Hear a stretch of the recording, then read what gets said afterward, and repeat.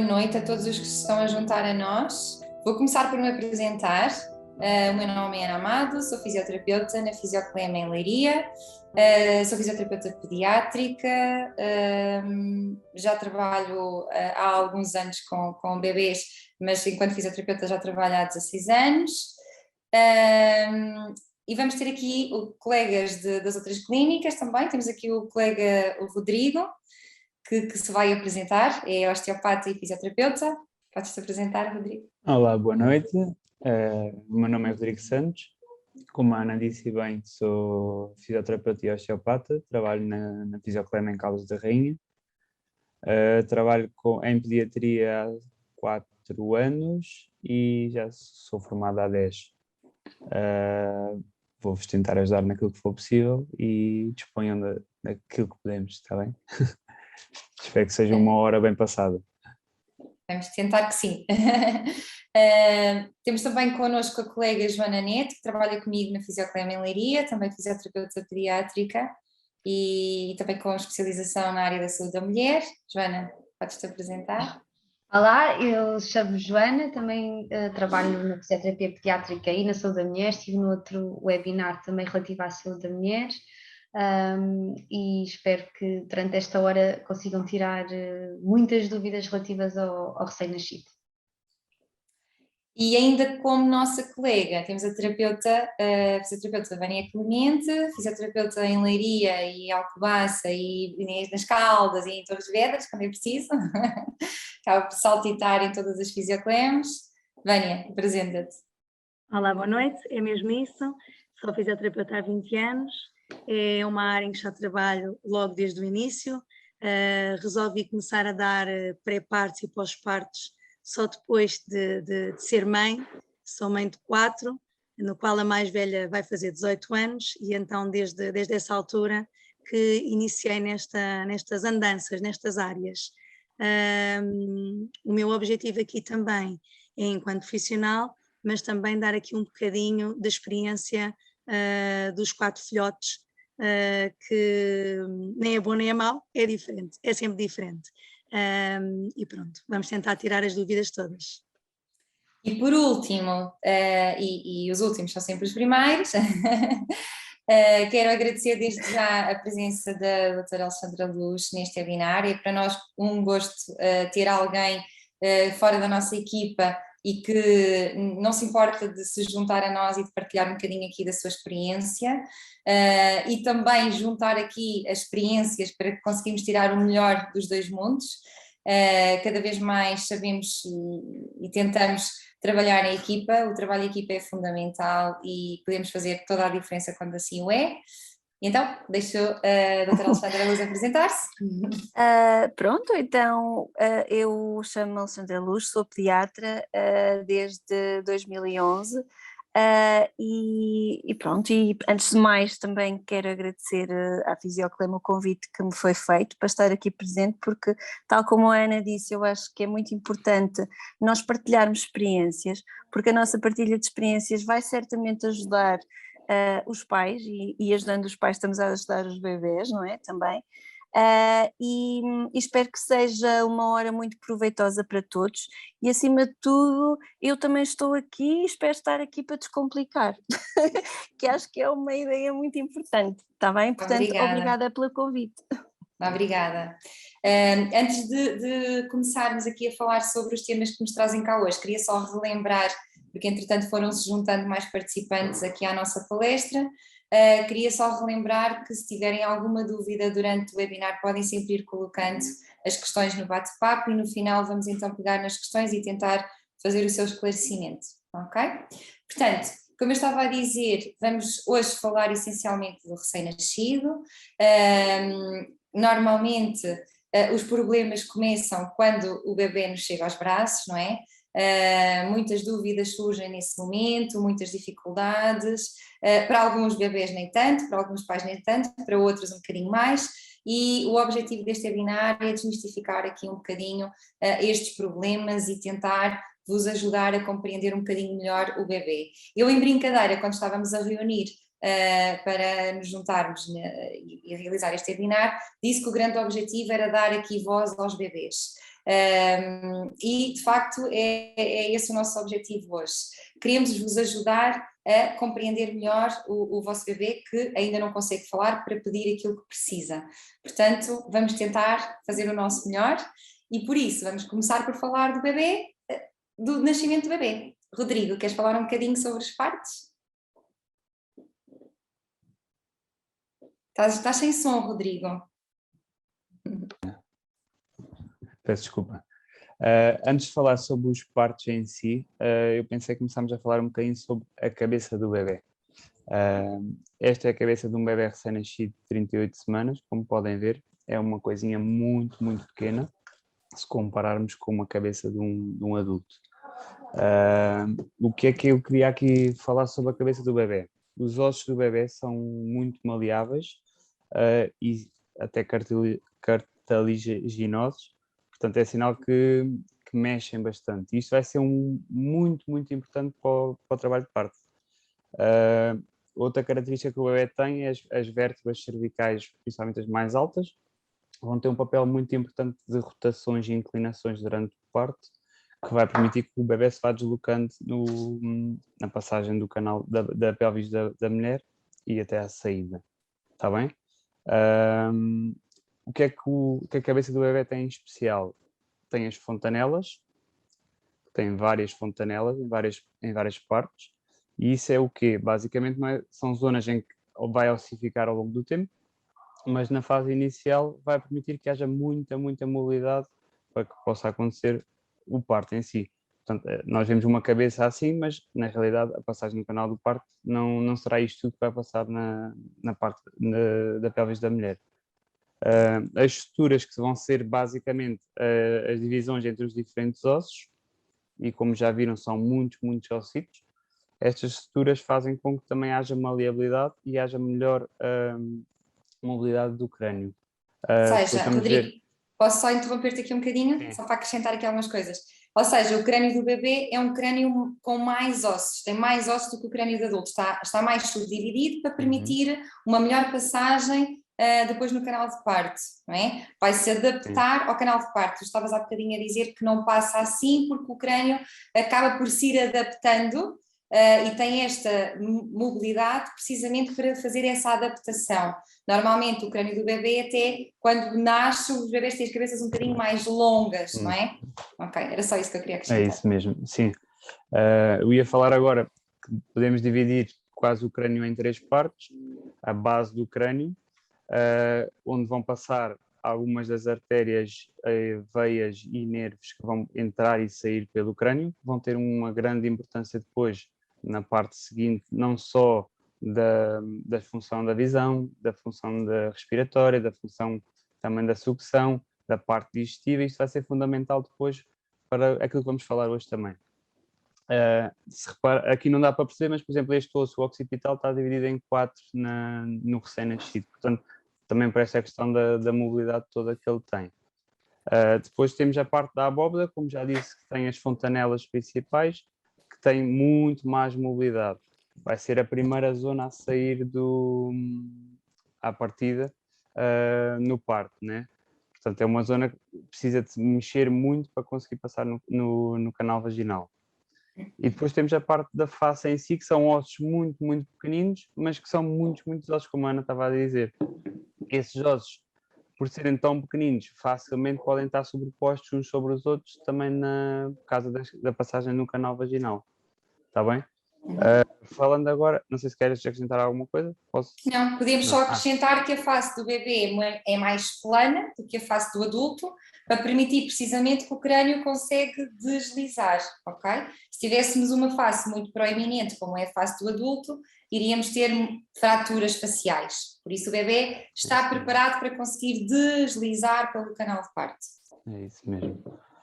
Falando dos tipos de parto, de forma sucinta, temos o parto eutócito, o parto que a gente todos diz que é o parto normal, que a partir de sem ajudas, o bebê desce naturalmente e vai fazendo o seu percurso até à saída e até ao período expulsivo, que é o que nós todos queremos. Temos um parto induzido, que é bastante comum também, que pode ser induzido, acho que com oxitocina, não sei se normalmente é com mais alguma coisa, que ajuda, ou seja, basicamente vai acelerar um bocadinho a parte da descida do bebê e do trabalho de parto. Este tem uma característica especial, que ao ser acelerado pode ter algum tipo de problema no percurso até à saída. Depois temos os partos instrumentalizados, com fórceps, ventosas e com as espátulas.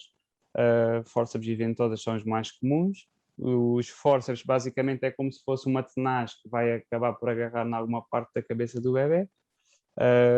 Depende depois também da técnica do obstetra. E vai fazer o mesmo percurso, ou simular o mesmo percurso até à saída. E depende também da forma como o bebê se posiciona. Como o bebê está posicionado, certo. O parto com ventosas, basicamente, é quando o bebê já está mais descido e para tentar dar uma ajudita mais levezita. Muitas vezes tem que ser feita uma mistura das duas técnicas no trabalho de parto. Depois temos ainda o parto cesariana, que é quando mais nada corre bem, ou se o bebê está em posição pélvica ou numa posição demasiado alta, em que há uma cirurgia e o bebê é retirado pela zona púbica da mãe. O que é que acontece aqui? E o que é necessário para haver um bom trabalho de parto? Além de todo o percurso ser feito naturalmente durante a gravidez, que isso já foi falado na outra fase, no outro webinar, haver uma boa mobilidade da pelvis da mãe, ou seja, para quê? Para a mãe começar a elastificar mais e a ter mais mobilidade para que o bebê consiga fazer o seu percurso sem alterações. O bebê estar numa boa posição e fazer uma boa apresentação, que vai variar sempre muito. A posição do parto em si, que normalmente temos a posição mais tradicional em Portugal, mas já se vêem cada vez mais opções.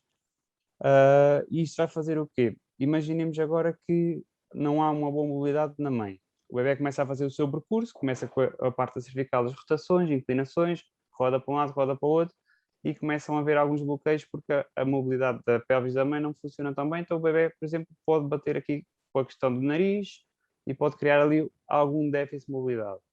Ou então que há um parto com uma ventosa que há a puxada, e, portanto pode haver uma alteração na mobilidade entre os vários ossos.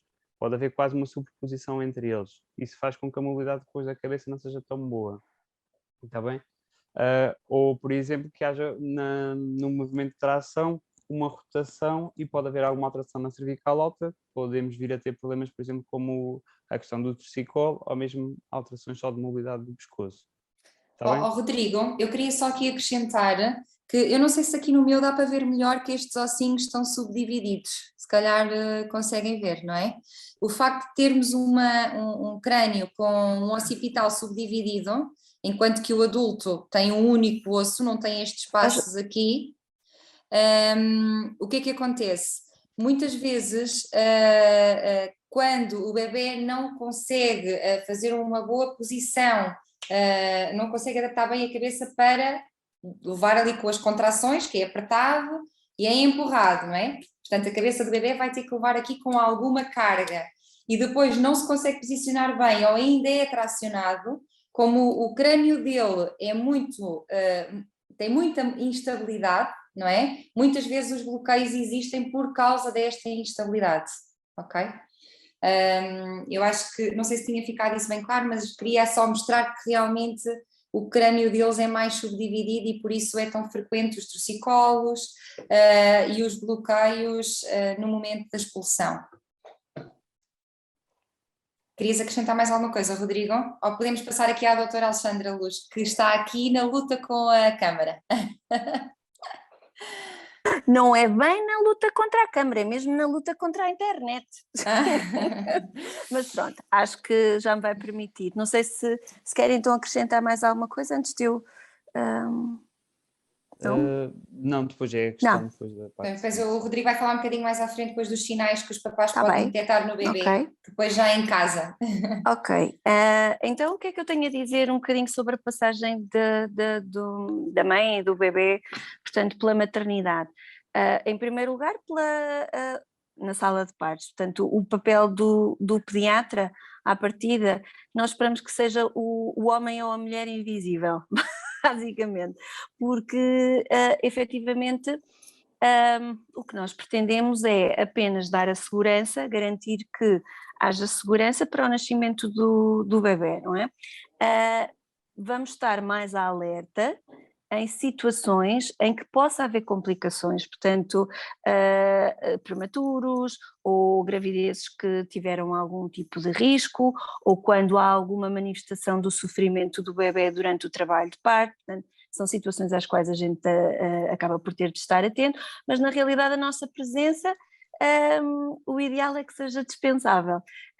E na realidade, quando um bebê nasce bem, portanto faz todo este percurso e nasce, portanto, a chorar, portanto, e com uma boa vitalidade, como nós costumamos dizer, o melhor sítio para ele ser colocado é junto da mãe, portanto naquilo que nós chamamos o contacto pele a pele, que efetivamente está recomendado, desde que o bebê esteja bem. Portanto, o único motivo para nós retirarmos efetivamente um bebê deste contacto será quando nós precisamos de fazer uma intervenção pela segurança do bebê, obviamente, mas se não, ele deve ser colocado no pele a pele, até porque nós sabemos que os bebés perdem facilmente o calor, não é? Porque dada a relação da sua superfície corporal, e o sítio onde eles conservam melhor o calor é efetivamente junto do corpo da mãe.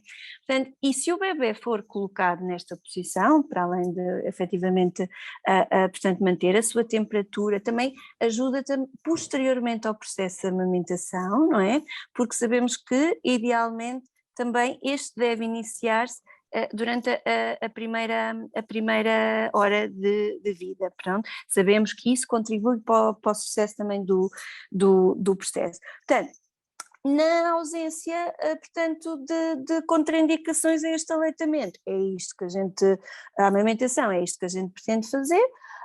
E depois a mãe e o bebê acabam por ser acomodados na maternidade e mesmo que o pediatra, portanto, grosseiramente aquilo que nós fazemos na sala de partos pode ser apenas, e basta apenas o detectar daquilo que é mais visível ao olho, de algum tipo de malformação, portanto, dada agora a especificidade das ecografias já é bastante raro isso poder acontecer, mas é sempre uma coisa à qual temos que estar alerta. Mas depois o verdadeiro exame do recém-nascido, portanto, nós vermos, portanto, da ponta do cabelo à pontinha do pé, portanto, é feito já no berçário, não é? Portanto, de uma forma sistemática, porque é muito importante ser feito e ser bem feito. Todos os recém-nascidos são efetivamente, na maternidade, são vistos por pediatra, é feito o exame físico completo, é pesado o bebê, normalmente o peso até é na sala de partos e depois o comprimento e o perímetro craniano já são, portanto, no berçário. E aproveitamos também a estadia na maternidade, para além de fazer todos os ensinos que devem ser feitos também, aproveitamos para fazer um conjunto de procedimentos e de rastreios que são extremamente importantes para detectar alterações no bebê. Portanto, quais são os mais importantes? Atenção que estes rastreios, apesar de estarem recomendados, às vezes podem variar um bocadinho de maternidade para maternidade e de hospital para hospital, mas assim o básico que deve ser feito, portanto, passa pelo rastreio auditivo neonatal universal, portanto, em que os bebés, portanto, são testados em relação à surdez, e este é um exame que deve ser feito ainda na maternidade e que é extraordinariamente importante, porque sabemos que quanto mais cedo detectarmos uma surdez, maior a probabilidade depois de podermos ter uma recuperação desta mesma função, e como nós sabemos, é mesmo muito importante a audição para o desenvolvimento do bebê. Depois, um outro rastreio muito importante feito na maternidade é o rastreio da doença displásica da anca, e esse rastreio é feito com o exame físico, normalmente na maternidade, em que o pediatra vai ver, portanto, através da mobilização das pernas, da anca do bebê, o pediatra vai ver se esta anca está bem posicionada, porque sabemos que esta manobra, este rastreio é muito importante para depois fazer com que esta anca cresça no local certo e que não haja problemas na articulação depois futuramente, problemas que podem levar a coisas, portanto, digamos assim, depois em adulto, normalmente não é tão em criança, mas problemas graves na articulação. Portanto, esse rastreio também é muito importante ser feito na maternidade. Outro rastreio é o rastreio das doenças, das chamadas cardiopatias congénitas, que o que isto quer dizer é, nós vamos avaliar portanto, a saturação do bebê, que é a percentagem de oxigênio que o sangue do bebê tem, e isto é muito importante para nós conseguirmos detectar problemas cardíacos que nasçam com o bebê e também poder, ao detectarmos estes problemas cardíacos, vamos poder também, de certa forma, atuar sobre eles muito mais rapidamente e, em algumas situações, até salvar a vida, não é? Depois, outro rastreio que é feito habitualmente na maternidade e também é muito importante, é o rastreio do fundo do olho vermelho, ou seja, com a incidência de uma luz, o que nós vamos procurar observar é se vê o fundo do olho, porque existem situações em que os bebés nascem, por exemplo, com cataratas congénitas e a presença dessa catarata, se nós não formos à procura dela, faz com que a visão do bebê não se desenvolva. E a visão, tal como a audição, são extraordinariamente importantes para o desenvolvimento do bebê. Este é o conjunto de rastreios habitualmente feito na maternidade. E vocês certamente conhecem um outro que não é feito na maternidade, mas que é feito pouco tempo depois, normalmente no centro de saúde, que é o chamado teste do pezinho, não é? Que é também um rastreio nacional e que permite, é feito normalmente entre o 3º e o 6º dia de vida do bebê e vai-nos permitir identificar também cedo doenças graves, portanto, como efetivamente o hipotiroidismo e a fibrose quística, entre muitas outras doenças. Pronto, e estes são os conjuntos dos rastreios que são feitos a nível do recém-nascido. Depois há uma coisa também muito importante que acontece na maternidade, muito importante, que é o início do Programa Nacional de Vacinação para a proteção das nossas crianças. Portanto, a vacina que é habitualmente dada na maternidade é a vacina da hepatite B, e depois o Programa Nacional de Vacinação é completo a nível do centro de saúde, e depois resta-nos dizer que se tudo correr bem, se mãe e bebê estiverem bem, habitualmente têm alta entre o 3º, portanto, 2º e o 5º dia de vida, mais ou menos, consoante o tipo de parto, consoante a maternidade ou hospital em causa, mas se correr tudo bem, à partida é isto que está previsto, do ponto de vista de nascimento e de maternidade. Exatamente. Então, e doutora Alexandra, depois quando é que os pais devem visitar o pediatra já depois da alta do hospital? Qual é que é o timing certo? É assim, portanto, independentemente de ser o pediatra ou de ser o médico de família, portanto, o colega de medicina geral e familiar, o que está previsto e aquilo que faz mais sentido é que o bebê seja avaliado idealmente nas primeiras 2 semanas de vida. Portanto, a primeira consulta deve ser nas primeiras 2 semanas de vida. Às vezes, do ponto de vista de cuidados de saúde primários, não é assim tão fácil, não é? Mas o ideal é ser nessa fase. E porquê? Porque é nesta fase que surgem a maioria das dúvidas. Portanto, às vezes não é tanto pelo exame ao bebê, claro que também é, porque há situações, mas de certa forma o bebê passou pelo exame do pediatra na maternidade, é importante ser feito e ser repetido, mas também é muito importante dar suporte aos pais e esclarecer as dúvidas, de maneira que o ideal é que a consulta seja feita nos primeiros 15 dias de vida. Agora vamos já começar aqui a entrar nos outros temas que nós vamos querer desdobrar aqui um bocadinho, não é? Que é a amamentação, as cólicas e o refluxo. Com certeza que muitos dos recém-nascidos que chegam à consulta com a doutora Alexandra, que muitas das queixas dos pais têm que ver com os bebés terem cólicas, não dormirem bem, alguns deles bolsam.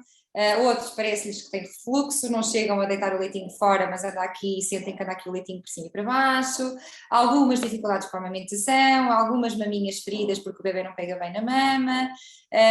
Qual é que é o papel do pediatra com estes 3 temas? Eu sei que não é fácil. Não, Varia muito Ana, de bebê para bebê. varia de família, acima de tudo, e daqui, portanto, a interligação também com a primeira consulta cedo, como é uma altura de grande adaptação e de conhecimento mútuo, ou seja, a mãe e o pai estão a conhecer o bebê e o bebê está a conhecer a mãe e o pai. Existe muita insegurança também, muita insegurança em relação à amamentação, não é? Portanto, porque em relação à amamentação, a ideia-chave é que o leite é o alimento essencial para o bebê no primeiro ano de vida, pronto, para o crescimento, para o correto desenvolvimento. O leite, pronto. E depois, o ideal, obviamente, é que seja o leite materno, não é? Mas isso, portanto, por todas as razões e mais algumas, o ideal é que efetivamente seja o leite materno. Quando é possível, quando a mãe assim o deseja, quando não existe contraindicação a ser feito a amamentação, pronto. A amamentação, muitas vezes esta ideia não nos passa assim concretamente, mas o bebê nasce a saber mamar. Ou seja, os reflexos que ele tem e os bebés que são colocados, por exemplo, no pele a pele, na primeira hora de vida, se nós não interferirmos muito nesta parelha mãe-filho, o bebê vai se deslocar até à mama e vai pegar na mama, porque até às 3, 4 semanas de vida, os reflexos do bebê estão feitos para mamar na mama. Pronto, portanto, o bebê sabe mamar. Agora, amamentar, para além de ser muito mais do que dar nutrientes, mas a verdade é que não é, para a mãe não é fácil porque às vezes não existe aquela visão de que eu estou a amamentar com sucesso. Portanto, o que é que o bebê está a beber, como é que ele está a beber, portanto, e daí surgirem estas questões todas de dúvidas. Alexandra Luz, vou só aqui fazer uma interrupção, só para pegar aqui numa coisa que acabou por dizer, que é todos os bebés sabem mamar. A verdade é que todos deveriam vir habilitados para mamar, não é? A questão é que algumas vezes, quando nascem com alguma prematuridade ou com mais imaturidade do que aquela que é normal, muitas vezes eles não tiveram tempo suficiente para treinar os reflexos orofaciais ainda na barriga da mãe, às vezes precisam aí de uma ajudinha. Ou, isto agora estou a falar da minha experiência também, vamos entrar aqui um bocadinho no papel do fisioterapeuta pediátrico, ou então vamos imaginar um bebê que, por exemplo, tinha uma circular ou duas, que alguns têm dupla, e que teve ali alguma limitação nas rotações da cervical ainda in utero. Muitas vezes também essas limitações levam a que os bebés não consigam treinar estes reflexos primitivos que devem treinar ainda em fase gestacional. E quando chegam cá fora, muitas vezes por limitação das rotações, pela forma como estiveram posicionados, ou porque não conseguiram treinar tanto estes reflexos, não conseguem, de uma forma tão inata, chegar à mama e pegar no mamilo e succionar, que é aquilo que nós tínhamos falado, que as CAMs, por exemplo, podem dar uma grande ajuda, não é? A ensinar os pais a treinar aqui os reflexos, ou se eventualmente existir aqui um bloqueio, um torcicolo, alguma dificuldade nas rotações, o fisioterapeuta pediátrico ou osteopata também vai poder ter aqui um papel. Sim, e eu aí, por exemplo, em relação, e pegando também numa coisa que a Ana estava a dizer, é efetivamente que, obviamente, que se houver uma limitação da mobilidade, nós sabemos que o bebê vai ter mais dificuldade, por exemplo, em mamar em determinadas posições e tudo, e isso pode ser, claro que tudo isso depois acaba por poder interferir, sim. Vai ter depois também uma mama preferencial. Exatamente, porque é uma coisa que às vezes a gente também tem de estar atento, passa despercebido, e às vezes as mães até têm essa ideia que é porque uma mama não está cheia e não é nada disso, pronto. mas efetivamente há sempre pequenas coisas que nós podemos ajudar, e ainda bem que assim é, não é? Para tornar, digamos, esta altura o mais prazerosa possível, quer para a mãe, quer para o bebê, e efetivamente tudo o que a gente puder melhorar, a gente pode melhorar, mas efetivamente às vezes as nossas expectativas em relação à amamentação acabam um bocadinho por sair um bocado ao lado, no sentido em que pensamos, pronto, que os bebés vão mamar de 3 em 3 horas no início, portanto esta questão, vão mamar de 3 em 3 horas, que é tipo relógio suíço, e na realidade não é assim, porque a mama precisa de estimulação, o bebé precisa de mamar, a mama precisa de ser estimulado, portanto isto tem muito mais que se lhe diga do que efetivamente do que a gente consegue efetivamente. Só para dar aqui um exemplo prático, ainda hoje numa primeira vez que eu avaliei um bebê já com 3 meses, porque também não conseguiram marcar mais cedo para mim, mas a mãe dizia-me que no centro de saúde, a médica de família, é que detectou que o bebê tinha preferência para rodar a cabeça mais para um lado do que para o outro. Os pais não achavam, não lhes parecia que isso acontecesse, e eu depois perguntei-lhe, diga-me uma coisa, dá maminha? E ela, sim. E o bebê tem preferência para mamar mais de um lado do que do outro? Sim, por acaso tem, mas eu acho que produz mais leitinho desse lado. E eu, então deixa-me adivinhar, qual é que é a maminha que ele prefere?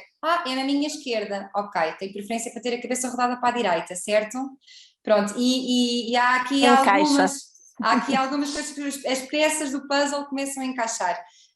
Portanto, ter dor nas maminhas, ter dor na mama quando está a dar maminha, fazer fissuras, bebê ter preferência por uma mama, mais por uma mama do que por outra, são tudo sinais de alerta de que alguma coisa pode não estar a funcionar bem com o bebê. O problema é não estar do lado da mãe. Sim, e isso... Ana, deixa-me só interromper uma coisa. Às vezes também pode ser a maneira, o posicionamento com que a mãe se segura no bebê. Ok? Porque muitas vezes, eu digo sempre, nós quando vamos comer, estamos sempre virados para a mesa, certo? Nós não estamos a comer de lado. E é assim, quando temos bebés maravilhosos, comem de qualquer maneira, de qualquer posição, certo? Portanto, não é preciso posições especiais. Quando temos bebés um bocadinho mais complicados, preferencialmente eu digo sempre barriga contra barriga, o bebê está virado para a mesa e a mesa é a maminha, e às vezes a maneira como a mãe segura, dá o apoio na cabecinha do bebê, por uma razão ou por outra, de braço de força da mãe, ou de apoio, de almofadas ou etc, pode não ser tão correto e o bebê, vamos imaginar que até tem um percentil de cabecinha maior e pode, ao não ter tanto apoio, também não gostar tanto de mamar de uma ou outra mama, portanto às vezes a mãe também não colocando na melhor posição também pode dificultar. Sim. Doutora Alexandra Luz, pode continuar. Sim, e eu estava efetivamente, lá está, e nisso realmente a melhor posição para dar mama é a posição que é mais conveniente para a mãe e para o bebê, pronto, na realidade acaba por ser um bocadinho isso. E em relação aqui ao tema da amamentação, eu também não quero deixar de dizer, e acho que isto é muito importante também dizer, que dar uma palavra às mães que por um motivo ou por outro não estão a amamentar, está bem? Por sua decisão, porque não podem, portanto por um motivo ou por outro. Eu gostava também de dizer que a relação entre mãe e filha é muito mais do que a mama e muito mais do que aquilo que se diz. Portanto, obviamente que o leite materno tem um efeito depois protetor sobre isto e aquilo, mas por fazerem leite de fórmula, os bebés não vão ser menos inteligentes, não vão ser mais gordos, não vão ser menos felizes do que os bebés que fazem leite materno, está bem? A alimentação saudável vai muito para além do leite materno e mãe que não amamenta não é menos mãe, está bem? Portanto, e gostava, independentemente de tudo, gostava de deixar isto aqui bem claro, porque não estamos a jogar na equipa do 1-0 e vence, não, estamos a jogar na equipa daquilo que é o melhor para a mãe e para o bebê. Eu gostava de dar um exemplo, eu sou mãe de 4 e eu tenho 3 filhas todas de seguida, tenho 1 ano de diferença e depois tem uma diferença da mais nova, 4 anos, nasceu Manuel. E realmente para mim a amamentação é topo, adoro, mas é isto que a doutora Alexandra está a dizer. Eu acho que a mãe que decide que quer ou que não quer, ou que consegue ou que não consegue, não é menos do que a mãe consegue. E era essa experiência que eu vos queria deixar. Eu, no caso do meu Manuel, sempre que eu ia à casa, eu ia para dar mama ao Manel. E no caso das 3 irmãs, elas começaram a sentir uma ciumeira enorme. Portanto, a mãe ir a casa não era uma coisa agradável, era um tormento, porque a mãe só ia à casa para ir ter com o Manuel, para dar a mama ao Manuel, tudo para o Manuel. E então, por opção, eu achei que a nível familiar, se calhar era mais benéfico eu retirar a mama do Manuel naquela fase, e as irmãs começaram a ajudar com a alimentação. Por isso, apesar de a mama estar a funcionar lindamente, houve ali uma hesitaçãozinha da minha parte, que eu achei que se calhar a nível familiar não era, claro, muito melhor para a Manel, a mama sim, mas já íamos com 6 meses, portanto já tinha sido alguma coisa, provavelmente conseguiríamos muito mais, porque eu tenho a facilidade de poder ir a casa e de Manuel estar ao pé de mim, estar sempre ao pé de mim, era fácil, mas realmente a nível familiar não foi muito bem recebido. As irmãs tinham um nenuco verdadeiro, e por isso também queriam participar, e por opção resolvi retirar. E também queria deixar esse testemunho, porque às vezes fica muito aquele peso, aquele karma de que, então, mas se eu tenho, vou deixar de dar. Às vezes, por uma razão ou por outra, pode valer a pena deixar de dar, quer dizer, e eu acho que neste caso foi benéfico, se calhar para o Manel não tanto, mas a nível familiar foi benéfico. A relação deles não é que não era boa antes, mas elas passaram a ser ali um bocadinho mãezinhas de Manel, porque passaram a alimentar o Mano, e a mãe deixou de ir a casa só por causa do Manel. Era só para dar este testemunhozinho, que acho que fica sempre muito aquele peso quando as mães decidem, eu não quero, ou eu não gosto, ou isto para mim não é estar de graça nenhuma. Às vezes não tem que ser, não é? Vamos só agora falar aqui um bocadinho do refluxo e das cólicas, doutora Alexandra, vamos passar agora para esse tema. Sim. Queria só chamar novamente a atenção, quem estiver a ouvir e que tenha dúvidas pode ir registando no bate-papo, no final nós vamos tentar esclarecer, ok? Pode continuar, peço desculpa. Então, um bocadinho de cólicas, portanto, as cólicas são difíceis de tudo, são difíceis de definir, são difíceis de realmente nós conseguimos perceber muitas vezes o que é que está em causa, e de certa forma a cólica é aquilo que nós chamamos o choro excessivo do bebê saudável, ou seja, do bebê em que não encontramos uma outra causa para chorar.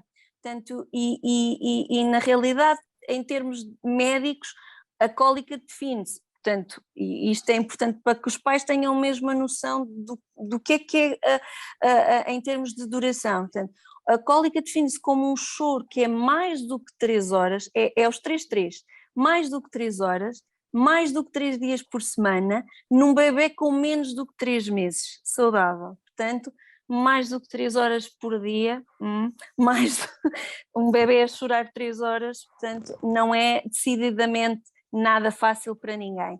Portanto, e o problema das cólicas, que então nós sabemos que são mais frequentes nos primeiros 3 meses de vida, o problema é que nós não vamos conseguir responder àquele choro com uma resposta concreta. Não é tão fácil como: tenho fome, estou a chorar porque tenho fome, dou mama ou dou leite. Estou a chorar porque tenho a fralda suja, troca a fralda, resolve o problema. Estou a chorar porque tenho calor, se calhar tiro uma peça de roupa e resolve o problema.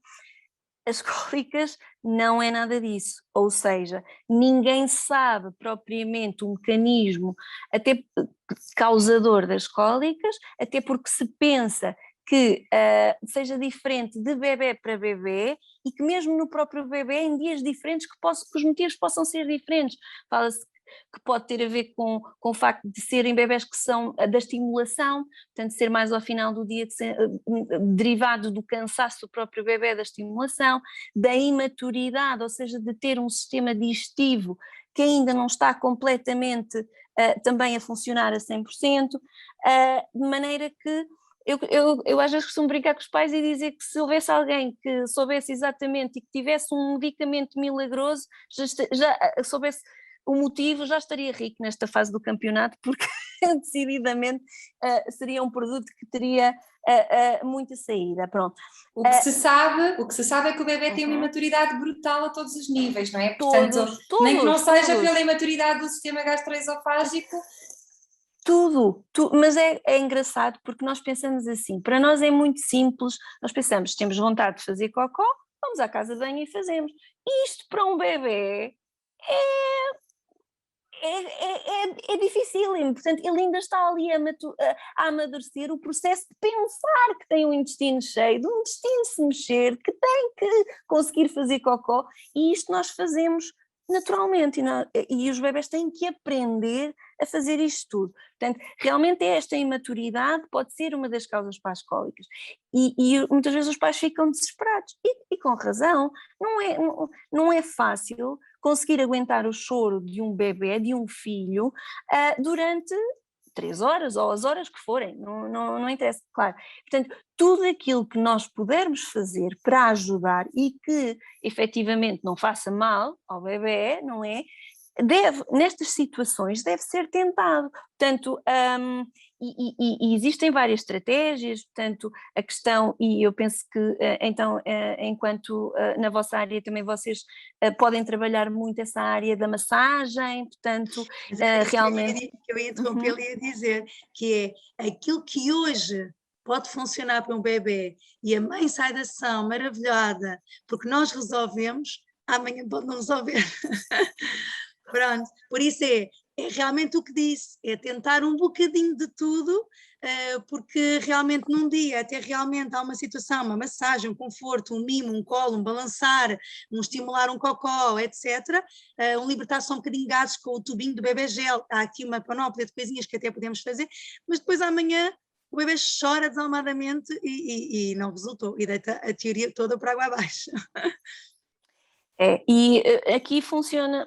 Aqui, acima de tudo, há que ter, eu sei que é difícil, mas há que ter paciência, há que ter calma, há que perceber quando estamos numa fase também em que já nós próprios não estamos calmos e não conseguimos acalmar o bebê, portanto, e aí precisamos de passar o testemunho e saber passar o testemunho e perceber que não é uma questão de fraqueza, é uma questão de humanidade, somos todos humanos, está bem? Portanto, é natural que ouvir um bebê chorar durante não sei quanto tempo, que efetivamente causa algum problema à mãe, portanto, e ao pai, de maneira que às vezes temos de saber revezar-nos e não nos preocuparmos muito com a questão de ser tentativa e erro, ou seja, nós estamos a conhecer o nosso bebê, é natural que hoje possamos fazer uma coisa que se calhar não funcione tanto, mas amanhã podemos repeti-la e se calhar até vai funcionar.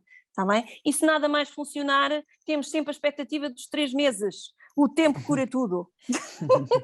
E já agora a perspectiva do pediatra relativamente ao refluxo, doutora Alexandra. Pronto, e ia terminar então com a parte do refluxo.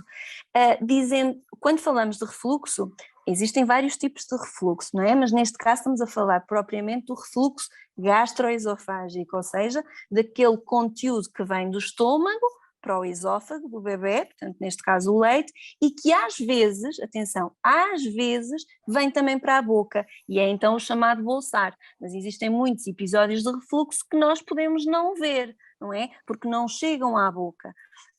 Portanto, e para nós termos ideia, um bebê saudável pode chegar a ter 30 episódios de refluxo por dia.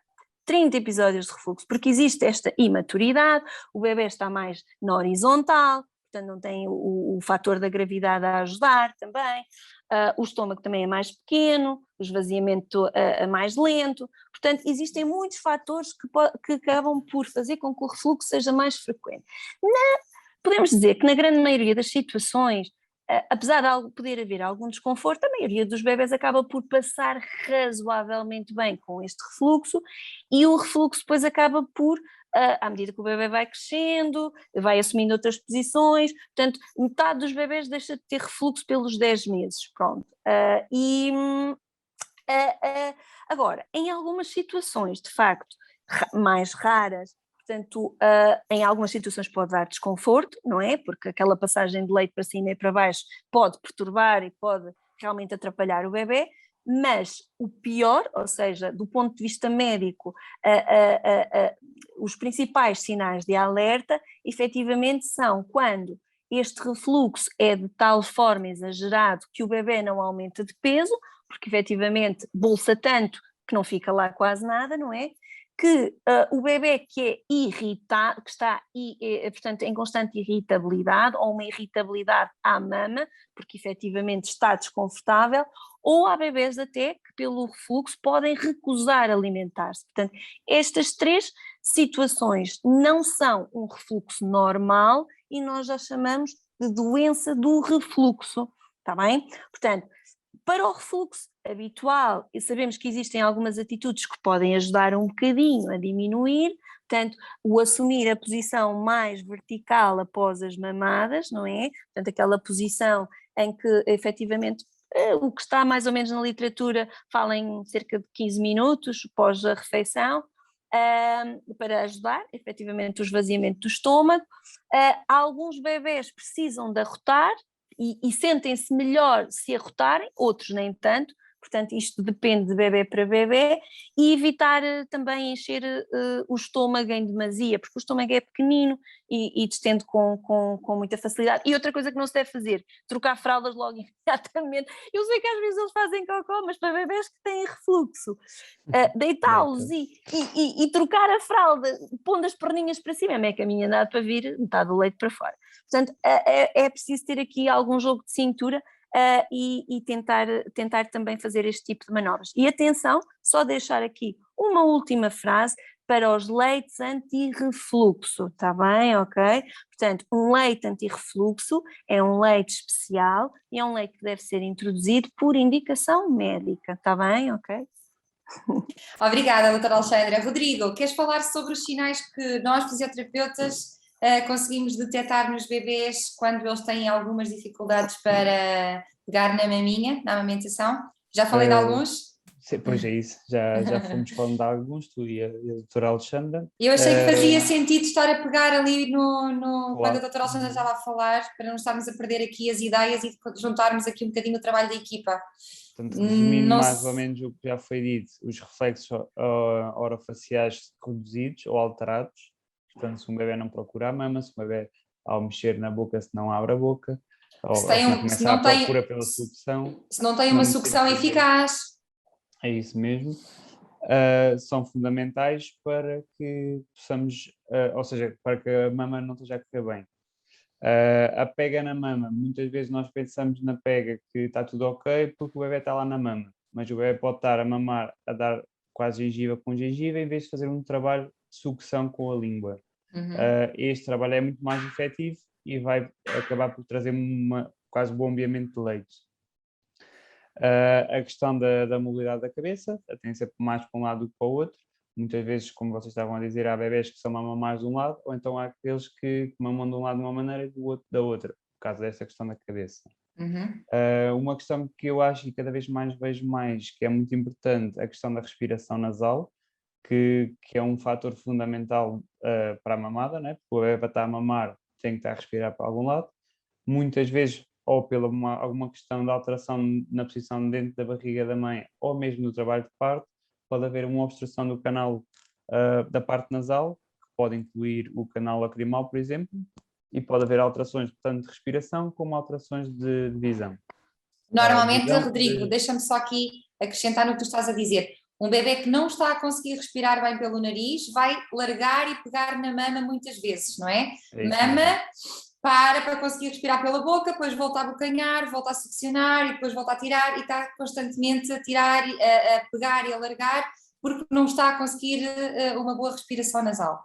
É isso mesmo. Isso depois para a parte da frente está sempre a beber, a engolirar, portanto pode vir a ter problemas, gases e outras alterações depois digestivas que vamos falar a seguir também. Okay. Estes bebés, tanto o bebê que não faz uma boa pega como o bebê que não tem uma boa respiração nasal, são bebés que normalmente passam muito tempo na mama e que se irritam com muita facilidade e muitas vezes não mamam o suficiente. Okay. Outro fator que é muito importante, que é no final disso tudo, é que o bebê que nunca está satisfeito depois de mamar. Portanto, se isto tudo não funciona bem, é sinal que alguma coisa não está bem. E aí são estes casos que nós podemos ajudar. Não sei se se lembram de mais algum. mas sim, rapidamente acho que são estes. Normalmente quando os bebés procuram muitas vezes a mama, que a mãe diz, eu estou quase o dia inteiro com ele na mama e o bebê nunca está satisfeito. Não é suposto isso acontecer. É normal que o bebê pequenino, recém-nascido, queira muitas vezes ir à mama, até porque também a mama acaba por ser um vínculo, não é? Uma forma de estar em contacto com a mamã, mas se o bebê vai muitas vezes à mama e está constantemente irritado, é porque há de ter aqui algum desconforto, pode ser a vários níveis, e também é importante ser despistado.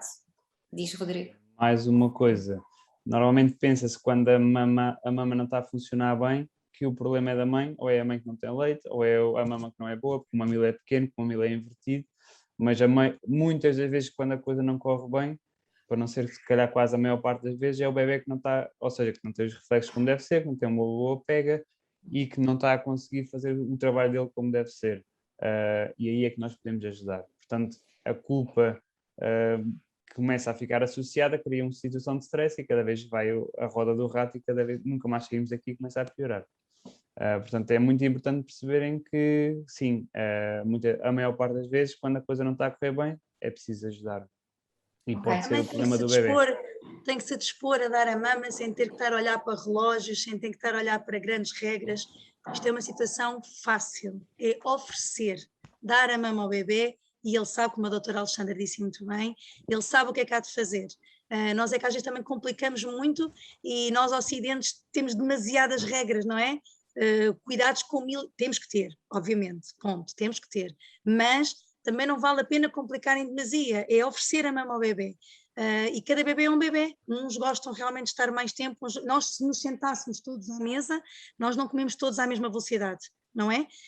Agora, a verdade é que temos que realmente estimular para que o bebê não esteja ali na mama só a fazer serão, não vai ser bom para a mama da mãe, porque realmente a nível de gretas e etc, e não só, até a mãe fica completamente dependente ali do bebê, o que não é nada bom para a mãe, mas é um bocadinho isso. Rodrigo, queres acrescentar mais alguma coisa relativamente à amamentação ou posso passar à Joana Neto para falar do refluxo e das cólicas?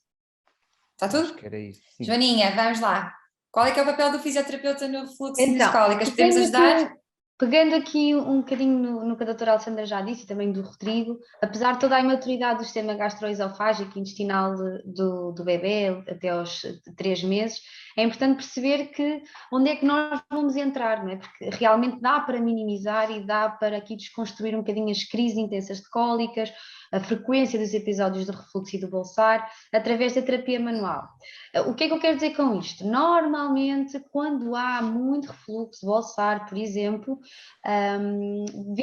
temos normalmente um bebê mais rígido, que normalmente não vemos o pescoço, não é? Temos um bebê mais aqui com as orelhas juntas aos ombros, que tem ligeira extensão da cervical. Normalmente, quando estes sinais nos são apresentados, vai dizer-nos que, depois do bebê ser avaliado, não é? Que o bebê tem alguma tensão na base do crânio e é na base do crânio, entre a base do crânio e a primeira vértebra cervical, que vamos ter a saída dos ramos nervosos que vão dar funcionalidade ao trato gastroesofágico. Ou seja, se os bebés têm muita tensão acumulada nessa região, vão comprometer, vão comprimir essa inervação e vão comprometer então a funcionalidade do trato gastroesofágico, que isto depois vai se ver na não função da porta, que há uma portazinha entre o esófago e o estômago e essa porta não vai funcionar tão bem. E é aqui que vamos entrar, ou seja, vamos dar mais mobilidade à cervical, vamos aliviar a tensão da base do crânio do bebê, por exemplo, para quê? Para descomprimir essa compressão que está a ocorrer ao nível do nervo vago, neste caso, e que predispõe para maior frequência e para a presença do refluxo. Por exemplo, o Rodrigo, como falou há pouco nas cesarianas também é muito comum ver um bebê com refluxo, não só pela questão da tensão da base do crânio, mas porque eles são puxados com uma hiperextensão no final que vai puxar o trato gastroesofágico. E o que é que isso vai trazer ao bebê? Vamos ter um trato esofágico mais subido, o nosso tórax também vai estar mais subido e o diafragma vai estar a fazer alguma compressão nesta portinha do esófago, entre o esófago e o estômago, e mais uma vez vai haver maior predisposição para o refluxo. Aqui nas cólicas acaba por ser um bocadinho também assim, que é falta de mobilidade nos níveis correspondentes, ou seja, a nível da estrutura da coluna, nós temos várias vértebras, vários níveis correspondentes, onde saem as inervações para os correspondentes órgãos e tratos, e nesses níveis, se houver falta de mobilidade, mais tensão proveniente ou da posição intrauterina do bebê prolongada, ou pela parte que o Rodrigo falou há pouco do canal, no canal, não é, vaginal, e durante o trabalho de parto, se houver um movimento excessivo de uma vértebra, há um bloqueio e vai haver menos mobilidade. Essa menos mobilidade vai proporcionar que haja uma menos função, haja mais compromisso da inervação, por exemplo, para o intestino. Neste caso, a falta de mobilidade será mais ao nível pélvico e iremos ter a maior exposição, lá está, para episódios mais frequentes de cólicas, para episódios mais intensos de cólicas.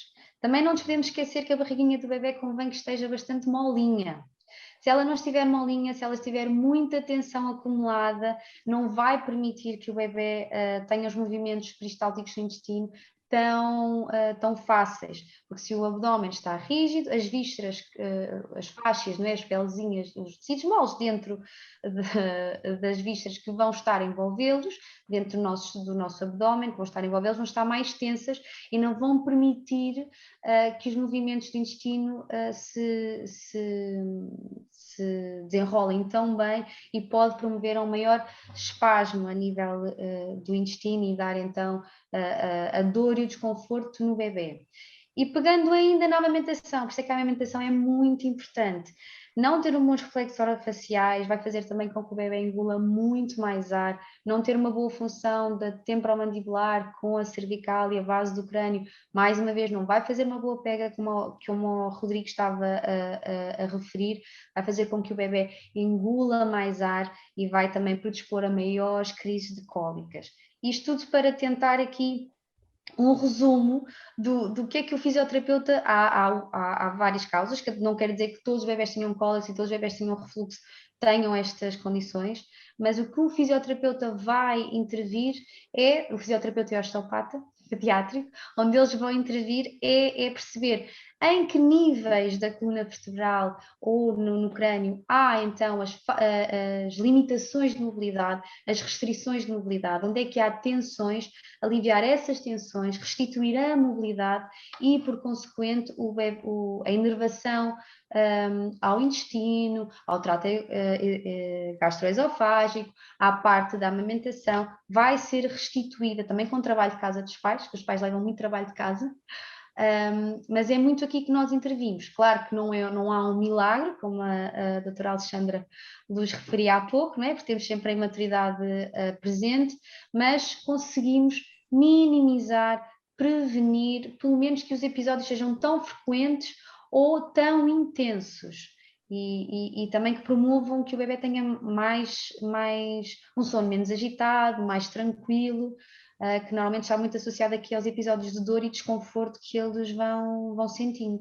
Só para resumir e para deixar aqui só uma palavra no final deste webinar, é importante que os recém-nascidos sejam bebês flexíveis. Os bebês recém-nascidos devem ser molinhos, não devem ser bebês com muita rigidez.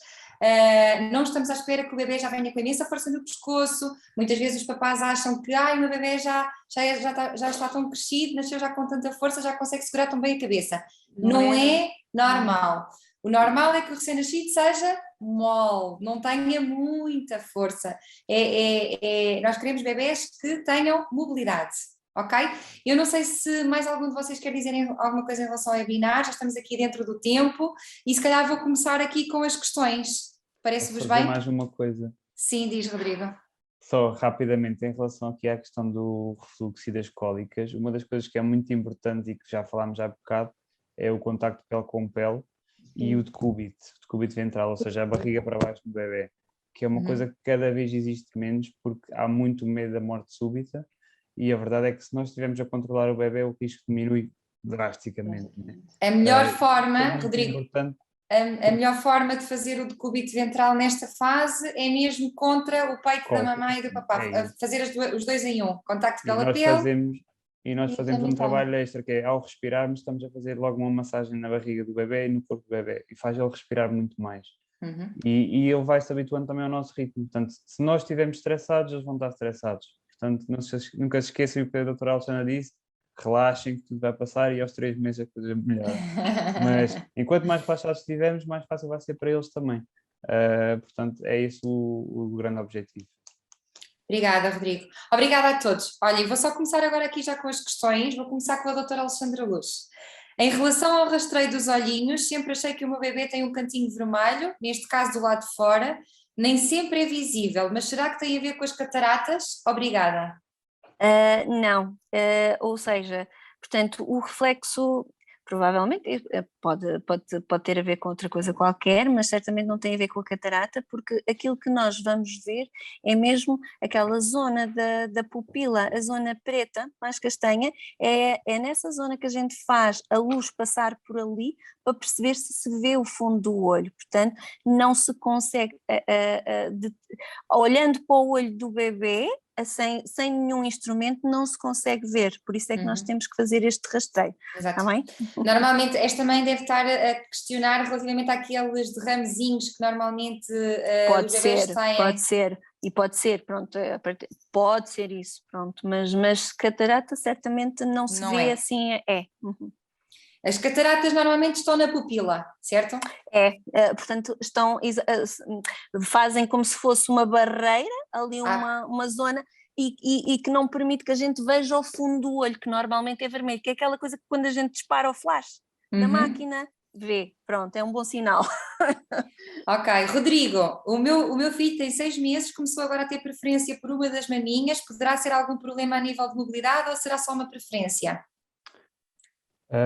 Com a idade dos 6 meses pode ser uma questão de preferência já nesta fase também, mas também pode ser uma questão de mobilidade. É uma fase em que os bebés começam a se mexer cada vez mais, a questão das cargas que mudam bastante, eu diria que pode ser uma questão de avaliar, para se tentar perceber. Eu acho que na dúvida é sempre melhor avaliar.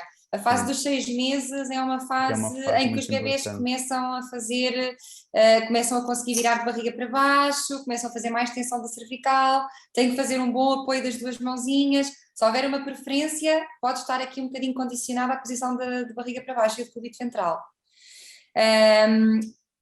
Agora vamos aqui. Vânia, esta é para ti.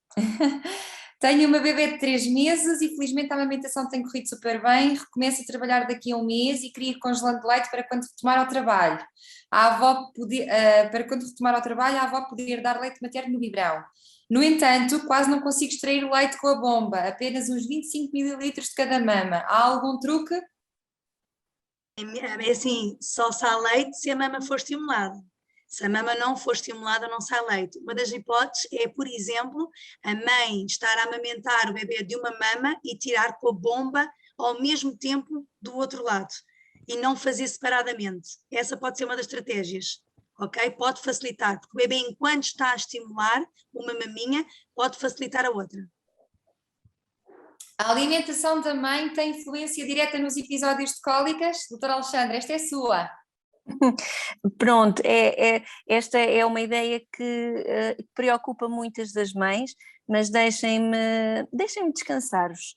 Portanto, os alimentos são aquilo que vocês ingerem enquanto mães, obviamente que vai ter impacto no leite que vocês produzem, mas é só na questão de vocês terem uma alimentação saudável e de comerem todos os nutrientes para que estes possam passar para o leite. Os alimentos em si não passam para o leite e não causam cólicas ao bebê, está bem? Ok? Portanto, determinados alimentos podem causar algum desconforto à mãe, mas como os alimentos são digeridos e são quebrados nas suas pequeninas porções, portanto, vitaminas e tudo, portanto, os alimentos não passam e não podem causar cólica ao bebê, está bem? Ok. Joana, a minha menina tem muito refluxo que lhe causa muita irritabilidade a mamar. Estás sem som.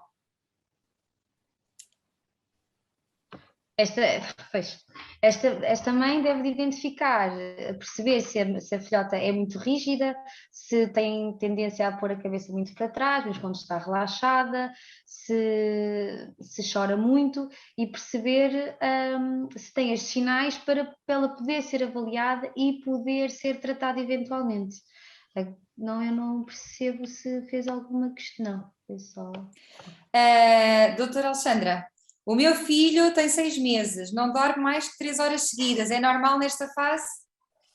Ora, Ana, vamos fazer um webinar só sobre sono? Vamos. Mas convidamos a Constança. Convidando.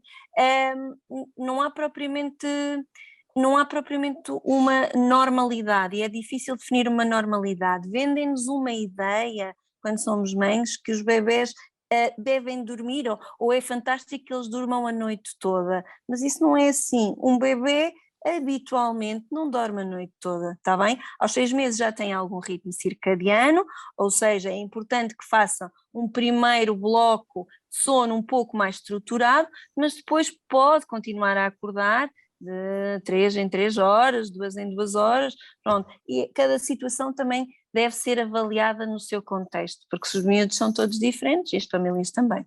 Ok. Está alguém a questionar se estamos a gravar e se vamos disponibilizar? Nós vamos disponibilizar, mas quando terminarmos o ciclo de webinars, ok? Vamos apresentar depois os 3 momentos todos em simultâneo, só para ficar aqui o esclarecimento. Rodrigo, limpeza nasal deve ser realizada todos os dias? Ajuda no desconforto respiratório? O meu bebê tem 2 meses e enquanto mama ou dorme emite sons, parece estar em apneia. Parte normal e gravidez correram lindamente. Ok. Aí há muitas teorias. Eu pessoalmente acho que podemos lavar uma vez por dia, nem que seja para preparar o bebê para possíveis alterações mais tarde. Claro que vai ajudar, mas tudo o que é em excesso também leva a alterações. O bebê começa a ficar mais irritado, o próprio nariz fica mais alterado e começa se calhar a vir ao contrário, o efeito. A questão do bebê, possivelmente pode ter mesmo alguma alteração na parte respiratória, na parte mais superior por causa dos ossídios da fase. Eu sugeriria uma avaliação para se perceber se realmente tudo mexe normalmente, se há alguma sobreposição dos ossídios, que às vezes basta isso para que o bebê comece a respirar melhor, deixa de fazer esses sons, às vezes parece quase uns porquinhos no barulho, e melhora tudo e melhora mesmo a própria mama. Eu queria só aqui também acrescentar que o parto normal e uma gravidez que correu lindamente é a experiência materna. E o parto é o que a mãe vivencia, o nascimento é o que o bebê vivencia. Portanto, o que foi bom para a mãe pode não ter sido fantástico para o bebê, ok? E como nós explicámos durante o webinar, a face do bebê tem algumas características aqui muito especiais. E pelo facto de fazer muita compressão quando passa no canal de parto e da face do bebê estar toda mais metida aqui para dentro, os bebês têm menos espaço ao nível dos seios perinasais e muitas vezes acumulam e não conseguem libertar sozinhos. E atenção que muitas vezes a lavagem que fazem em casa pode não ser suficiente.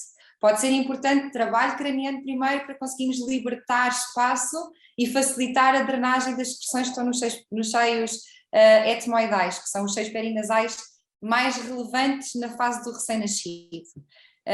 Acho que devo de acrescentar só que devemos de lavar, sim, todos os dias. Nós devemos fazer lavagem nasal preventiva e não só quando há secreções. Devemos olhar para a lavagem nasal como se fosse a lavagem dos nossos dentes. O ar entra pelo nosso nariz e tem os cíliozinhos que fazem a filtragem, mas é importante garantirmos que estes cílios e que este espaço nasal está limpo, porque se não estiver limpo não vai ser eficaz na filtragem, ok? Portanto, devemos lavar, sim, é importante, é saber lavar, ok? Então, para além da consulta de pediatria, que deve ser marcada nos primeiros 15 dias, devemos marcar também uma consulta de fisioterapia e osteopatia pediátrica, ou apenas tivermos algum sinal de alerta é que deve ser mesmo marcada. Eu acho que é sempre bom avaliar, mas também estou aqui a puxar um bocadinho a brasa à minha sardinha. Na verdade, muitas vezes os papás não se apercebem dos sinais de alerta e pode existir alguma situação relevante que deva ser avaliada e despistada, para além de que também podemos fazer depois também o acompanhamento do desenvolvimento do bebê, do desenvolvimento motor e postural. Portanto, eu diria que sim, que é importante. No entanto, é mais importante quando temos sinais de alerta, que nos dizem que o bebê está a mostrar que realmente precisa de ajuda. Agora, se consideramos importante, sim, consideramos. Está aqui outra mamãe que pergunta: o meu menino tem 21 dias e reúne possíveis questões por aqui já faladas, por onde devemos de começar a despistar? Doutora Alexandra, devemos de começar por despistar com uma consulta de pediatria, certo? Eu não percebi, portanto, 21 dias, mas existe algum problema em particular? Não os papás não sabem muito bem por onde é que devem de começar. Quem é que devem de consultar primeiro? É assim, aqui eu vou puxar a brasa à sardinha do médico, está bem? Ok? Portanto, não estou a puxar a do pediatra, estou a puxar a do médico, ou seja, um bebê tem que ser avaliado por um médico. Existem questões muito importantes, existe a suplementação da vitamina D, ou seja, e isso é fundamental. Não tem que ser um pediatra, mas tem que haver uma avaliação médica. Isso é fundamental, está bem? Ok? Sim, claro. É assim, ninguém substitui ninguém, todos os papéis são complementares, portanto, nós entre ajudamos-nos a dar o melhor ao bebê, mas o papel do pediatra, claro que é muito importante e devem de começar sempre por fazer a consulta, ou com o pediatra, ou com o médico de família, o médico que acompanha o bebê. Está aqui uma mamãe a dizer que reparou agora que o bebê tem uma pequena assimetria na cabeça. Será essa a origem do refluxo? A que profissional me devo dirigir?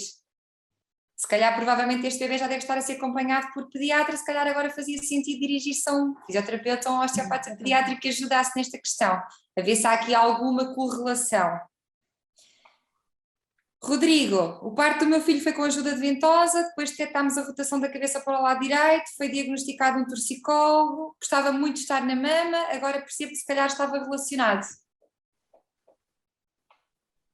Quase certeza, né? À partida, quase certeza. Um bebê que teve... Pode normalizar com o tempo, porque o bebê tem capacidade de ir normalizando, e se as alterações não forem demasiado impactantes, o crânio e o desenvolvimento do bebê vai acontecer naturalmente, mas muitas vezes é o suficiente para para se deixar a mama, né? Porque começa a tornar-se muito complicado. Neste caso, o bebê gostava era muito de estar na mama. Provavelmente gostava. porque não estava confortável. Ok, eu percebi que custava estar. Okay. Gostava. Sim, aí para se manter mais próximo também. Eu queria só aqui acrescentar que um bebê que teve um torcicolo, apesar de nos estarem a ouvir agora e de parecer que é tarde, nunca é tarde para ir fazer uma avaliação, ok? Porque os bebés vão, apesar de parecer que melhoram, muitas vezes só parece, eles vão mantendo aqui algumas compensações porque arranjam estratégias de fugir ao desconforto. É importante fazer o despiste, de qualquer das formas, independentemente da idade. O meu bebê tem 3 meses e sempre teve maior preferência para virar a cabeça para o lado esquerdo, enquanto dorme, enquanto está acordado.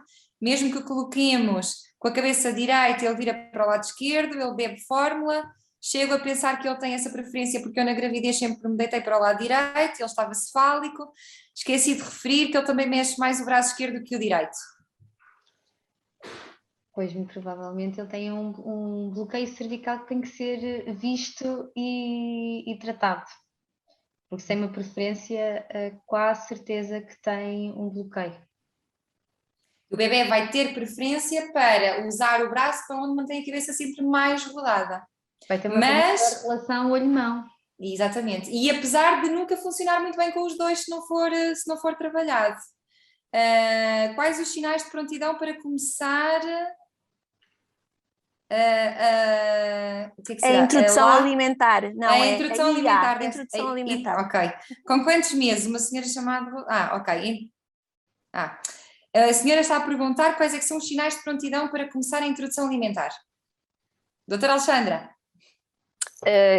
Pronto, isso sai um bocadinho aqui do registro do webinar, pronto, mas eu só gostava de deixar em relação a esse capítulo a ideia de que habitualmente quanto mais próximos nós estivermos dos 6 meses de idade, maior a probabilidade do bebê estar preparado para introduzir a alimentação complementar, mas nem todos os bebés são iguais, está bem, ok? Portanto, a introdução alimentar também exige uma boa coordenação mão-olho, não é? E uma boa, portanto, estabilidade postural, por isso é que as recomendações são de nunca começar a introdução da alimentação complementar antes dos 4 meses de idade e não depois dos 6 meses e 1 semana, porque a partir dessa altura o leite já não é suficiente para assegurar as necessidades de crescimento do bebê. Bom, terminamos assim as questões. Obrigada a todos por estarem aqui presentes. Doutora Alexandra, muito obrada por ter aceito se juntar a nós. Foi um prazer. Foi um prazer. Aprendemos todos neste webinar. Ainda está aqui mais uma questão. Vamos só aqui responder a esta última. Não vamos aceitar mais questões. A minha bebê tem 6 meses e já não consigo fazer uma boa lavagem do nariz porque ela já não deixa e fica irritada. Há alguma sugestão porque ela está um bocadinho mais tapada e dificulta o mamar e ter a chupeta na boca? Uma bebê vai gostar que se lave o nariz, ela vai ficar sempre irritada. Mas, não é? Depende. Eu tenho que idade, Ana? 6 meses. Pois, ainda não é muito fácil de entender. Mas sim, mas vai ficar irritada, não é? Mas pode ser um processo... As crianças não gostam, nestas idades, não gostam nada de lavar o nariz. No entanto, é mais ou menos como lavar os dentes, eles nem percebem muito bem o que é que está a acontecer, só que como é qualquer coisa invasiva, muitos deles também não gostam de lavar os dentes e nós não vamos lavar, porque eles não gostam. Temos de lavar, não é? Temos de lavar os dentes, temos de lavar o nariz, temos de conseguir arranjar as nossas estratégias. Com 6 meses o bebê já pode fazer a lavagem nasal sentado, inclinado à frente, deve introduzir o soro na narina do lado direito para sair do lado esquerdo, e do lado esquerdo para sair do lado direito. Se isso não está a acontecer, significa que há obstrução. Se não estão a conseguir ser eficazes em casa, têm que procurar a ajuda de um profissional que os ajude. Ok? Estava aqui outra mãe a perguntar se a avaliação é fundamental nas 2 primeiras semanas, provavelmente está a afirmar, não está a perguntar. Há aqui uma mamãe que está a afirmar que a avaliação clínica é fundamental. E sim, é fundamental que o bebê seja seguido, quer por pediatra, quer por... Eu acho que é até a enfermeira Susana que estava efetivamente a dizer, não é? É que eu acho que sim. Eu não estou a ler as perguntas no bate-papo, estou a ler as perguntas aqui na... Não, acho que é a enfermeira Susana que também estava aí, sim, pronto. A Susana, já estou aqui a ver. A Susana devia estar aqui connosco e não está, vai estar no próximo. Obrigada a todos. Estava há bocadinho a agradecer à doutora Alexandra Luz pela sua presença e foi uma honra vos ter connosco. Vamos nos encontrar daqui a 1 mês novamente, com temas diferentes. Esperemos que todos estejam connosco novamente e que venham outros estar connosco, outros papás. Obrigada. Até à próxima. Obrigado. Obrigada. Obrigada.